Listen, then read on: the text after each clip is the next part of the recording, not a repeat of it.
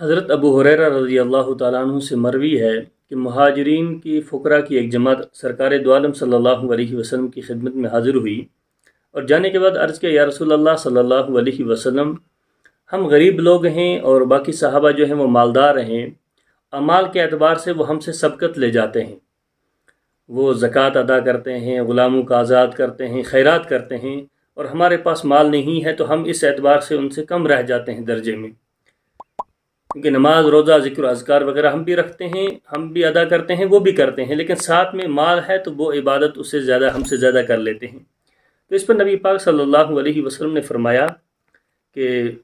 मेरे सहाबा, क्या तुम एक ऐसा अमल ना बताऊं कि जो अगर तुम करोगे तो तुम अपने पहलू के मकाम को भी पालोगे, और ऐसा अमल है कि तुम्हारे बाद वाले अगर उसको नहीं करेंगे तो तुम्हारा ये मकाम नहीं हासिल कर पाएंगे। तो इन फ़ुक़रा सहाबा ने कहा कि या रसूल अल्लाह सल्लल्लाहु अलैहि वसल्लम, आप ज़रूर बताइए। तो नबी पाक सल्लल्लाहु अलैहि वसल्लम ने फरमाया कि हर नमाज के बाद 33 मरतबा सुबहान अल्लाह, अल्हम्दुलिल्लाह, अल्लाहु अकबर पढ़ा करो, तो तुम्हें वो मकाम मिलेगा जो वो सहाबा मालदार होकर हासिल करते हैं। सहाबा ये करने लग गए, लेकिन वो जो मालदार सहाबा थे, जब उनको ये हदीस पहुंची तो उन्होंने भी इस पर अमल करना शुरू कर दिया।